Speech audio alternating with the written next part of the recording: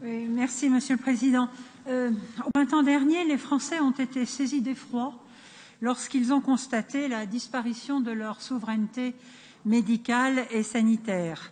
Depuis, aux yeux de tous, le rapatriement de la production d'une partie significative de la production de nos médicaments et équipements de base est devenu une priorité. Au-delà, la crise sanitaire a surtout montré que le pays peut tenir quelques semaines, à la condition toutefois que l'agroalimentaire, les transports et l'électronique tiennent. Et c'est une réindustrialisation intelligente de notre pays et de nos territoires qui pourra garantir la sauvegarde de ces secteurs stratégiques. Pour réindustrialiser, le plus simple dans un premier temps, c'est de relocaliser la production. Le plan de relance est bien timide dans ce domaine, qui n'envisage que le développement d'une offre de services aux entreprises et une expérimentation sous forme d'appel à projets chichement doté de 300 000 €. Pourtant, surmonter la crise et relancer l'économie implique, en plus du soutien à l'économie traditionnelle, de préparer l'économie de demain. Ce qui importe pour demain, ce sont les domaines où s'annoncent des ruptures technologiques majeures.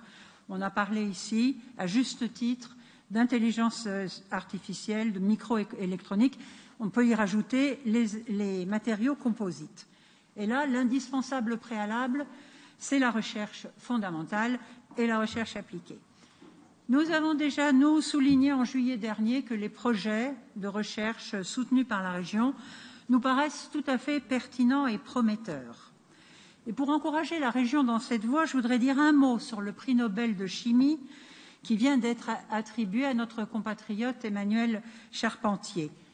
Elle a été formée à Jussieu et à l'Institut Pasteur. Mais depuis l'obtention de ses doctorats, c'est à l'étranger qu'elle travaille, qu'elle enseigne et qu'elle réussit.